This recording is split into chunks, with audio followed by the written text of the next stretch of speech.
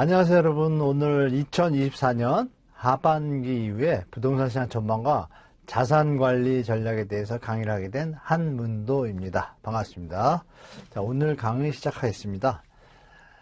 저는 이제 서울에서 저부터 좀 소개해드리면은 저는 서울에서 계속 산 서울 토백입니다. 토백이고 보시는 바와 같이 좀 여러 가지 부동산 쪽에 한 30년 했고요. 활동을 좀 많이 하고 있습니다. 나름대로 열심히 하는데 여하튼 제 아는 지식을 최대한 여러분들한테 들려드리도록 하겠습니다. 자, 그러면 우리가 부동산 시장 하반기의 전망을 보기 위해서는 우리가 기본적인 베이스를 좀 알아야 될 것 같습니다. 이 부동산은 우리가 평소에 자산 이러면 실물자산과 금융자산으로 나누지 않습니까? 그런 부분들을 좀 체크하고 들어가 보면 여러분들한테 조금 더 도움이 될 것 같아서 정리해 보았습니다. 자, 일단 우리가 부동산 시장 상승과 하락이 이제 주기적으로 반복되고 있잖아요. 그러면 우리가 기본적으로 어떤 조건일 때, 요즘 갭 투자다, 또 아니면 로또 청약이다, 여러 가지 가시적인 어떤 단어들도 있지만, 요새는 또 얼죽신이라는 표현도 있죠. 얼어 죽어도 신축 이런 거 있잖아요. 이런 표현들은 이제 표피적인 것이고, 그리고 단발적인 어떤 요인들, 팩트에 그치지만 아주 그 스탠다드한 베이스, 그러니까 제가 그림 보시면 부동산 상승 기본 펀더멘탈 이렇게 써놨잖아요. 그리고 하락 메인 팩터라고 표현했습니다. 이렇게. 그러면 이제 왼쪽을 한번 먼저 보실게요. 우리가 상식적으로 경제가 성장하고 경제 구조가 좋아지고 우리 이제 최근에 1970년대부터 2000년 최근까지죠. 이런 것들이 계속 증가 추세이고, 그 다음에 이제 그 인구가 늘어야겠죠. 경제가 많이 좋아졌는데, 인구가 사람들이 없으면 수요가 부족하잖아요. 그러니까 인구가 증가가 같이 이루어져야 됩니다. 소득도 증가되는 게 이어지면서 분배도 같이 돼야겠죠. 그러면 이제 주택이라는 것이 이제 장기적 탄력성을 갖고 있으니까 지으면 바로 나오는 게 아니잖아요. 그러면 인구 증가에 맞춰서 지속적으로 국가와 정부 또 민간들은 공급에 대해서 이제 열심히 하지만 이 인구 증가 속도를 쫓아가지 못할 경우에는 이제 수요가 공급보다 넘치게 되잖아요. 그러니까 당연히 가격이 올라가겠죠. 어떤 정상적인 물가 상승분보다. 그리고 이제 정책이 중요합니다. 정책에서 이제 대출 정책이 중요하죠. 정부가 최근에 여러분들이 들어보신 신생아론, 특례보금자리론처럼 정책금리라 그래서 시중금리보다 조금 더 저렴하게 지원을 하게 되면은 주택 구입에 대한 부담이 좀 줄게 되겠죠. 만약에 5억이라는 주택 가격에 대해서 대출을 한 60% 하는데 그럼 3억이지 않습니까? 3억인데 금리가 대출 금리가 3억인데 만약에 10%다. 이러면은 3천만 원씩 하면 한 달에 207, 80만 원 된다잖아요. 그런데 그것을 만약에 금리를 5%로 낮췄다. 그럼 150만 원으로 되니까 지출 부담이 적어지니까 주택을 살 수 있는 수요가 증가하겠죠. 그러니까 결론적으로 이렇게 경제성장, 인구증가, 부동산 정책이 합쳐지면 부동산은 무조건 계속적으로 상승하게 되어 있습니다. 반면에 우측에 보시는 것처럼 반대 요인들이 나오면 하락하게 되어 있겠죠, 당연히. 근데 이제 우리가 이제 미래를 볼 수 있는 게 이 부분입니다. 경제성장 둔화, 인구 감소, 저출산, 저성장, 고령화. 그 경제성장률이 2, 3% 이하로 가면 저성장 국면이라고 하거든요. 그리고 가격이 인구가 늘지 않으면서 가격이 임계점에 다다르면 수요가 감소합니다. 그리고 정책이겠죠. 정책이 우리가 수요 공급의 미스매치라고 하죠. 택지 공급 발표를 하면 바로 집이 나오는 게 아니니까 이미 주택 가격이 막 오르고 있고 조금 과열됐을 때 그때 발표하는 건 늦습니다. 그래서 정부는 항상 미리 공급 대책을 갖다가 민간이 부족할 때 공공에서 좀 추가적으로 지원해 준 형태를 국토교통부에서 이 미래에 대한 주택 정책을 잡아야 되는데 이게 잘 되지 않고 있습니다. 그래서 중요한 것은 이런 미스매치 이런 요인들로 인해서 이 세 가지에 해당되는 것을 우리가 보고 미래를 예측할 수가 있겠죠, 여러분. 이게 전 세계적으로 공통현상입니다. 이 기본적인 그림표는. 그리고 우리가 이제 시장에서 판단하는 방법이 있죠. 통상 많이 들으셨을 거예요. 거래량, 전세가, 미분양, 또 전세가 비율도 있고요. 그리고 이제 저는 이제 하나 덜 얘기를 합니다. 경매 지표. 그럼 이렇게 거래량이 늘어나고 전세가가 올라가고, 그러니까 전세가 비율이 올라가고, 미분양이 감소하게 되면 당연히 올라가겠죠. 수요가 늘어난다는 증거니까. 그리고 경매 지표가 이제 후행적으로, 선행적으로 또 따라옵니다. 경매 지표의 3대 지표는 낙찰률, 낙찰가율, 응찰자수 이렇게 되는데 여기 심리지수도 포함됩니다. 이 부분은 뒤에 좀 더 자세히 설명드리기도 하고요. 이러한 조건 하에서 이 선행적 변수와 후행적 변수라는 경제적 요인들이 있어요. 보시는 바와 같이 금리, 환율, 경제지표 이런 것들이 미리 앞을 내다볼 수 있지 않습니까? 예를 들어서 돈을 정부에서 많이 풀었어요. 풀었는데 그러면 당연히 가격이 올라가겠죠. 돈이 많으니까 공급보다. 그럼 그거에 대해서 인플레이션이 초인플레이션이나 버블 분위기가 있으면 정부에서는 금리를 좀 인상시켜서 긴축 정책을 합니다. 버블을 좀 막기 위해서. 금리 상승기에는 말씀 나눴던 대로 부동산에 대한 부담이 늘어나겠죠. 그러니까 이런 정부의 정책과 그걸로 인해서 나타나는 금리, 환율, 경제 지표들이 미래를 좀 예측할 수 있습니다.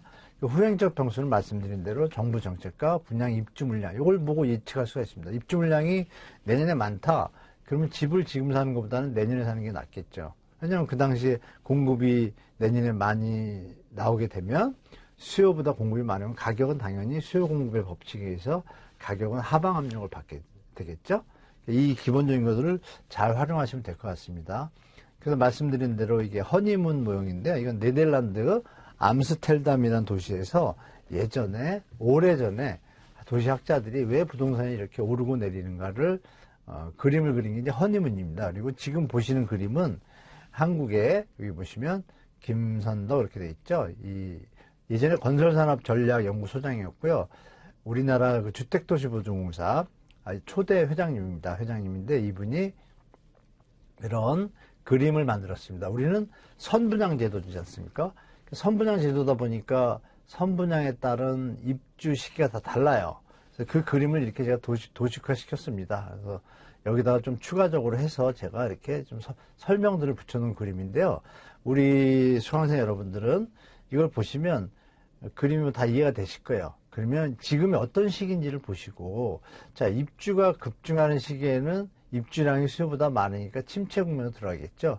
가격은 당연히 하방 압력이고, 요 시기가 지나서 어느 정도 균형을 맞추면 다시 회복하게 되겠죠. 요 시기가 부동산 하락이나 조정기라고 보시면 되고, 요 시기가 상승기가 조정기가 보시면 되겠어요. 강한 시장이죠. 이런 그림의 어떤 알고리즘을 잘 활용하셔가지고, 보통 이제 여기 보시면 7년 반에서 10년으로 잡혀 있어요. 이런 것들 잘 활용하시면 여러분들이 도움이 많이 되실 겁니다. 그리고 이제 우리가 주식도 여러분들 하실 거예요. 주식이나 이제 자산시장에서 우리가 볼 수 있는 것들이 이 수급, 모멘텀, 펀더멘탈이라는 세 가지가 있습니다. 하얀색 글씨부터 보시면 이게 이제 주로 주식시장이나 자산시장 투자할 때 원자재부터 해서 여러 가지 요인들 중에 이 세 가지 팩트를 가지고 시장에 대해서 투자도 하고 또 자산 관리도 합니다. 그러면 이제 부동산에 이걸 접목을 하면은 제가 밑에서는 노란색입니다. 수요 공급, 모멘텀은 뭐예요? 부동산 정책이나 제도, 펀더멘탈은 유효 수요가 얼마나 있는지 하고, PIR, 소득 대비 주택 가격의 수준, 뭐 또 PRR이라는 것도 있고, RIR, 임대료 수준도 있고, 또 임대료 대비 주택 가격의 수준, 여러 가지 지표들이 있어요. 그걸 보고 펀더멘탈을 우리가 책정할 수 있습니다. 이것의 가치가 적정한지 여부를. 이 세 가지를 가지고 어느 정도 우리가 시장을 예측하고 적응할 수가 있어요. 그런데 내 집 마련을 하실 분들도 마찬가지죠. 이런 부분에 대해서 공부를 하시고 내 집 마련을 하시는 것과 정부의 어떤 뉴스에 나오는 이런 것만 보고 하시는 거는 차이가 큽니다. 왜 크냐면 영끌 완 때 기억나시죠, 여러분? 그 현상이 2009년도에도 있었습니다. 그런 부분들을 조금만 공부하시고 대비를 하시면 안정적인 내 집 마련과 또 안정적인 자산 관리, 또 미래의 어떤 예측 가능한 자산 관리가 가능하게 됩니다. 이 부분을 잘 활용하시면 좋겠습니다. 자, 그러면 우리가 경기라는 건 주기가 있잖아요. 그래서 이게 아주 전형적인 이 경제학과 투자학의 기본인데요. 여기 보시면 이 사이클이 우리가 계속 이어지잖아요. 경제학의 기본에서 여러분들 아실 거는 자본주의는 불안과 호황을 겪을 수밖에 없게 구조가 되어 있습니다. 그래서 케인즈가 유동성 함정이라는 표현도 썼고 또 고용화폐 이자에 관한 이론에서도 이런 내용에 대해서 다 설명을 했습니다. 그리고 모든 대부분의 학자들이 이걸 다 알고 있고 간혹가다 좀 더 세밀한 뭐 이론들이 나오곤 하는데요. 여러분과 저는 이것만 기본적으로 지키시면 됩니다. 물가가 막 오르기 시작하고 이럴 때 자산 투자 관리 방법은 채권, 달러, 금 등의 이제 실물 자산과 금융 자산 중에 이쪽에 이제 좀 배분을 하는 것이고, 금리가 인하가 되면 말씀드린 대로 부동산에 대한 대출에 대한 이자 부담이 적어지니까 유동성이 늘어나고 당연히 가격의 상승 압박이 오겠죠, 자산에. 이럴 때는 여기 보시는 것처럼 주식시장과 부동산이 좋아집니다. 채권 시장도 좋아지고, 이런 부분에서는 여기서는 이 부분에 투자를 하시는 거고, 또 다시 한번 여기 왔을 때는 또 채권, 현금, 자산 배분. 우리가 이렇게 자산 배분의 원칙이 있지 않습니까? 이거를 이 그림에 맞춰가지고 항상 하시는 분들이 계시고, 조금 공부를 많이 한 투자자들, 자산 관리자들 이런 방식을 계속 취하고 있고요. 그래서 최근에 이게 이제 보시면 국채, 회사채, 은행채, 채권 얘기 많이 들으셨잖아요. 주택시장에 실수요, 투자 수요 뭐 이렇게 있는데, 우리는 갭 투자라는 걸 통해 가지고 투자 수요가 많이 발생하기도 하고, 물론 이제 기본적인 어떤 정형화된 어떤 방법으로 투자를 하시는 분도 계시지만, 우리는 갭 투자라는 형태가 좀 많이 발생했잖아요. 전세 레버리지를 활용해서. 전세 제도에 어떤 장단점이 또 있습니다.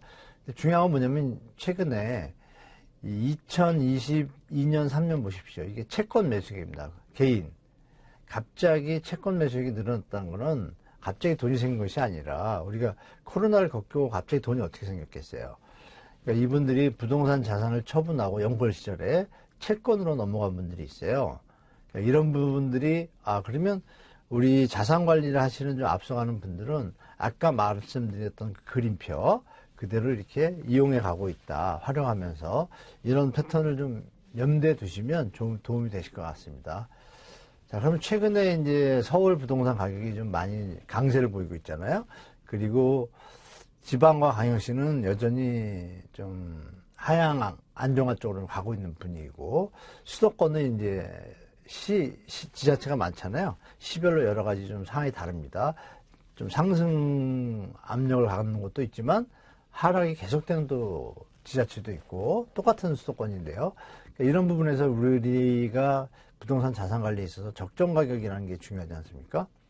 우리 이 부분은 이제 먼저 말씀드리면 좀 이해가 쉬울 텐데, 여러분들 우리 자본주의 살면서 이자율, 투자 수익률, 배당률, 할인 이런 거 있잖아요. 그렇죠? 이런 거 있는데 이게 뜻이 똑같습니다. 어떻게 똑같냐? 자본을 얼마를 투입을 했을 때 얼마를 버냐 얘기를 왜 이렇게 단어가 다른가는 업종마다 다른 겁니다. 은행에 우리가 돈을 두면 어떻게 돼요? 원본을. 이자를 주죠. 그러니까 이자율인 거고, 어느 뭐 친구 가게에 투자를 했어요. 그때 뭐 이익을 나눠준다는데 그건 뭐 투자 수익률이죠. 배당률은 뭐예요? 우리가 그 주식을 샀을 때 주식 회사에서 1년에 번 이익에 대해서 뭐 분기별로나 반기별로 또 연말 정산으로 배당을 해주죠. 수익의 일부를. 그 할인율은 또 뭐예요? 우리가 채권이나 이런 국채 같은 걸 살 때 그 금액만큼 계산을 해가지고 자본환원율이라는 개념으로 등장하게 원본에 대한 이익 금액, 수익 발생액을 업종이나 상품 종류에 따라 표현만 달리하는 거예요. 그럼 그걸 이제 우리가 크게 나눠보면 이렇게 되는 거죠. 투자액이 있고 순영업소득, 투자액을 얼마 투자했는데 100만 원을 투자했는데 10만 원을 벌었어요. 우리가 연 단위로 하잖아요. 1년? 그러면 10%잖아요. 그걸 이제 자본 환원율이라고 합니다. 그래서 어떻게 보면 캡레이트라고 하는데 이런 내용들이 결국은 자본 환원율과 일맥상통한다고 보시면 되겠죠. 그러면 이걸 그대로 부동산에 적용하면 되는 거예요. 그럼 부동산은 기본적으로 뭘까요? 임대 수익률이라는 것도 우리가 대체할 수가 있잖아요. 그러니까 여기 보시는 것처럼 I는 이제 자본 환원율이고 이 P는 이제 가격입니다. 그리고 임대료 수입입니다. 1년에. 이거를 가지고 계산을 만들면 이렇게 P는 I분의 R, I는 P분의 I라는 공식이 나와요. 뭐 어렵지 않죠? 요 숫자를 해가지고 계산해 볼까요? 최근에 땡땡 아파트, 우리 중학생 여러분들이 전국에 계시는 걸로 아는데, 지금 사례를 갖다 서울의 모 아파트를 했습니다. 제가 최근 거네요. 모 아파트가 매매가가 25억이에요. 그리고 보증금이 현재 1억에서 한 350 갑니다. 오늘 강의 날짜 기준입니다. 그럼 연 3,600에서 한 4,000 정도 되겠죠, 여러분? 임대료 300이 3,500에다가 700 더하면 한 4,200. 4,200 정도 돼요. 그리고 그러면 이제 1억이 보증금이니까, 보증금 1억이죠? 1억이 보증금이니까 1억 빼면 24억이죠. 24억이란 자본 투입에 대해서 1년에 3,600만 원 수익이 나는 거예요. 세전입니다. 세전 수익률을 계산해 보면은 1.75% 나와요. 그리고 5억에 220만 원인 건 월세도 있어요. 이거는 20억이 되죠. 왜? 보증금이 5억이니까. 이거 계산하면 1.32%예요. 그러면 지금 시점에서 여러분 은행금리가 얼마예요? 3.5에서 4% 주거든요. 다르지만 그러면 이 기준에서 볼 때는 이 부동산의 가격은 고평가된 거죠. 왜? 국채금리가 3.4%인데 20억에 대한 이자를 계산하면 2, 3년만 지나면 차이가 크잖아요. 그러면 이 부동산 가격이 안 오른다고 가정했을 때는 이 부동산은 거품이 껴있다고 판단되는 거죠. 이 계산 방식으로 하면 이 아파트 적정 가격은 11억 5천에서 15억이라는 계산이 나옵니다. 여기에 맞춰보면. 여러분들이 어느 지역을 갔을 때 실제로 어느 지점에 가면 자본시세 차익이 앞으로는 시간이 갈수록 우리가 이제 인구 둔화가 되고 감소 국면으로 가니까 앞으로는 시장이 어떻게 바뀌냐면 이 공식에 맞춰서 바뀝니다. 임대 수익률에. 중장기적인 어떤 임대 수익률 곡선이라는 게 있어요. 그러면 현재 시장은 우리가 자본시세 차익을 볼 수 있다고 하지만 지금 시장이 전고점을 못 뚫고 거기서 왔다 갔다 하잖아요. 이 형태가 앞으로는 좀 더 좀 장기적으로 유지될 수가 있어요. 그러면 우리는 앞으로 시장에 볼 때 이 적정 가격이라는 개념을 가지고 가격에 좀 접근하셔야 된다라고 미리 말씀드리겠습니다. 자, 이렇게 이제 기본적인 걸 봤습니다. 이 우리가 부동산 시장에 대해서 어떤 경제 환경과 어떤 뭐 경매 지표, 거래량, 전세가 비율 여러 가지 뭐 팩트들이 있어요. 뭐 시장 현황을 우리가 잘 체크하고 이 오늘의 강의 주제는 앞으로 시장이 어떻게 될 것인가 예측하는 것이잖아요. 그거에 대해서 같이 보도록 하겠습니다. 현황을 좀 볼게요.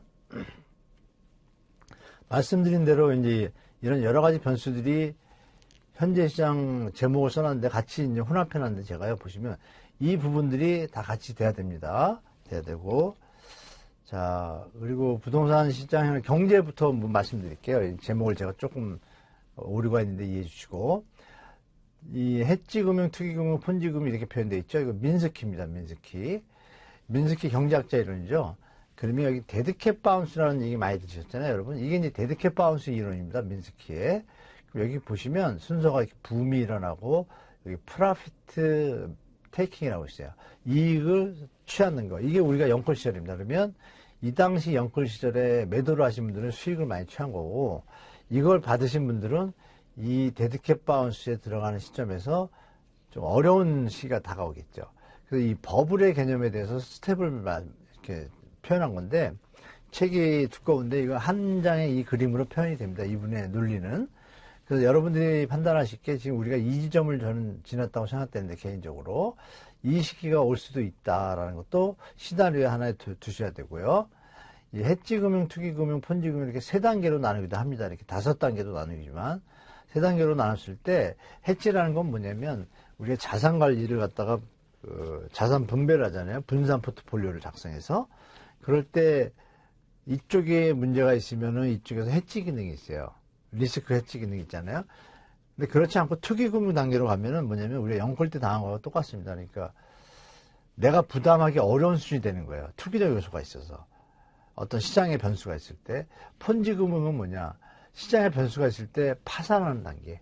이 세 단계로 나눕니다. 그래서 이런 부분에 대해서 저는 대한민국이 지금 요 사이에 와 있다고 보고 있기 때문에 조금은 시장에서 특히 서울시장입니다. 수도권. 지방은 지금 조정 국면으로 잘 가고 있고 이 그래프대로 움직이는 것 같아요. 그래서 이걸 좀 참조하시면 좋겠습니다. 자, 시장 현황 말씀드린 대로 조금 경제 어떤 패턴 봤고 7월 말 기준인데 오늘은 이제 8월 2일이니까 제가 강의하는 날이 7월 말 기준입니다. 보시면 전국 아파트 거래량 추이에요. 전국 아파트 거래량은 평균 5만 건 정도 됩니다. 2006년도부터 2020 현재까지의 모습인데요. 자, 그러면 이제 여기서 보시면 2008년도가 이때입니다. 그리고 이때가 이번에 코로나 팬데믹 때 축축 빠졌을 때입니다. 그리고 금리 인상했잖아요. 미국에서 2022년도 때. 그 시기가 여기입니다. 그럼 여기 보시면 한번 툭 쳤다가 빠졌다가 툭 쳤다가 툭 쳤다가 빠진 요 기간이 하락기입니다, 사실. 요거 회복기고, 요거는. 2015년부터 시장이 살아났거든요, 확실하게. 그러면 우리가 볼 건 뭐냐면, 이때 5만 9천 건까지 갑니다. 어떨 때? 2만 건까지 충격을 받아가지고 경제가 거래량이 축 줄었다가 평균 5만인데, 5만을 넘었습니다. 활성화 대책이 나와서. 이때가 2009년 2사 대책입니다. MB정부 때.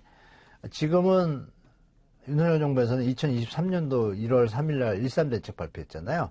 특례복 운전하고 이렇게. 2024년도 올해는 신생아론 발표했고. 그러니까 이렇게 2023년도에 다시 오르죠. 다시 조정받았다가 요번에 다시 올랐습니다. 그리고 이 기울기에 좀 유의하셔야 되는데, 우리가 이때에 비하면 2008년에 비하면 지금 15년 정도 흘렀잖아요. 인구도 더 늘어났고 집도 더 많이 늘어났는데 거래량이 예전만 못하죠. 그래서 장기 시계열로 볼 때 수요가 예전보다 많이 줄은 겁니다. 요 시장만 볼 때는 쩍었다 커졌으니까 난리가 난 것 같지만 전체 그림에서 볼 때는 힘이 예전보다 약하다는 걸 좀 인지하셔야 될 게 필요하고요. 서울 아파트 거래량은 요번엔 최근에 돌파했습니다. 이렇게 약간 돌파했죠. 여기 숫자가 안 표시되어 있는데 7,100건까지 올랐습니다. 그래서 이 그림에서 이게 이제 계속 치고 올라가야 될지를 봐야 되는데, 여기 보시면 2008년도 9년도에도 이렇게 쭉 올라가서 9,000건까지 올라가요. 9,000건. 그 2사 대책을 했을 때 비슷한 대책을 한 게 요 시기입니다. 요 시기. 그리고 두 번째 대책이 이때 나옵니다. 그래서 여기까지 올라가죠. 요번 두 번째 대책은 많이 올라갔습니다. 이거는 이렇게 여기랑 약간 두 번 치고 올라갔지만 여기도 두 번 치는데 여기가 뒤가 높잖아요. 이건 뭐냐면 정부에서 신생아론에다가 LTV 80%에다 생애 최초 자금을 금리를 갖다 거의 코로나 수준으로 낮췄습니다. 코로나 때 저금리 수준으로 정책금리를 활용해가지고 부동산 PF를 살리기 위해 가지고. 말은 연착 중인데 지금 서울은 지금 다시 또 좀 투기 붐이 일어나는 분위기가 됐잖아요.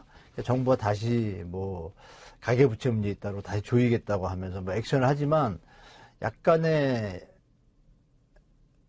시장을 갖다 조정한다는 어떤 생각을 가질 수 있습니다.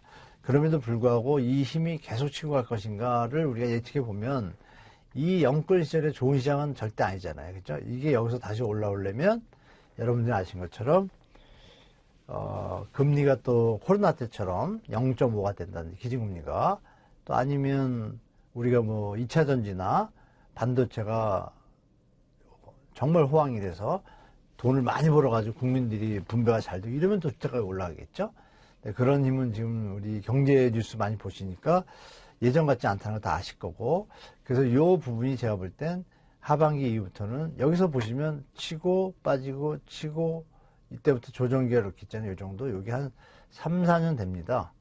그 이후에 3, 4년 동안 수요 공백기가 있으면 그동안 주택가격 조정을 받았고 3, 4년 동안 수요자들은 돈을 모았으니까 그때 다시 또 부담이 적어지는, 갭이 적어지는 시기가 와요. 이때는 이걸 타고 올라가는 건데, 그 시기가 오려면은 제가 볼 때 하여간 2, 3년 안에 이런 시기가 100% 올 거라고 저는 예측하고 있습니다. 개인적으로. 안 오고서 계속 가다가는 더 큰 일본이나 미국이나 뭐 스페인, 이탈리아처럼 크게 조금 부동산 버블 폭탄을 좀 맞을 수도 있다고 저는 개인적으로 보고 있습니다. 제 생각입니다. 물론 경제가 발전하고 여러 가지 받쳐주면 또 갈 수 있습니다. 자, 그리고 이 그림에서 아까 보신 것처럼 우리가 요 주황색이 최근의 모습이에요. 그리고 이게 2006년도부터 급등시기의 모습이 하얀색입니다. 그래서 보시면 여기 2006년 1월이라고 돼 있죠. 요거는 2019년부터입니다. 19년 9월부터 제가 그림을 딱 갖다 붙여봤어요. 붙여보니까 그림이 어때요? 거의 흡사하죠. 흡사하고 여기 13대책 때 여기서 바닥 쳤다 올라갑니다. 올라가는데 힘이 약했죠. 약했다. 요번에 신생아론 던지면 2024년 요번엔 치고 갔습니다. 이렇게. 그리고 이게 예전의 모습이 하얀색이잖아요. 근데 여기 가서 더 치지 않고 이때부터 말씀드린 대로 2011년 1월부터 2014년까지 한 4년 동안 보합 횡보기가 서울에 이루어졌죠. 그게 올 가능성이 높다라고 말씀드립니다. 서울입니다. 그거는. 네. 자, 그리고 금리가 인하되면은 주택가격이 무조건 오른다라고 이제 하시는 분들이 계신데, 여기 보시면 이게 역사는 되풀이되지 않습니까? 우리가 참고를 할 필요가 있어요.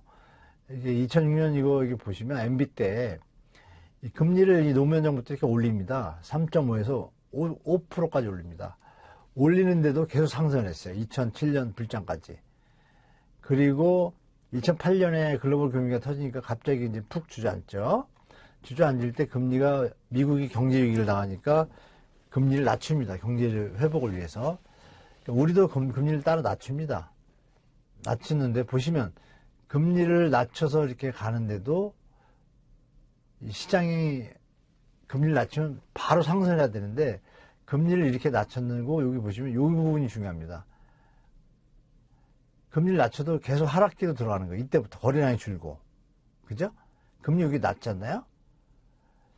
근데 경제 상황 때문에 금리를 또 좀 올립니다. 이 시기가 또 올 수도 있다는 얘기죠. 그래서 금리 인하 100% 기본적으로는 유동성이 확대가 되고 통화량이 늘어나면 늘어나지만 수요가 줄고 경제가 안 좋은 상태가 되면 다 같이 다운입니다. 그 부분을 좀 미리 생각하실 필요가 있다고 말씀드리고, 지금 요건 그냥 갈게요. 그리고 우리가 그러면 시계열로 시장을 봐야 되는데, 여기 보시는 바와 같이 연도별 아파트 거래량입니다. 여기 자꾸 넘어가네, 죄송합니다.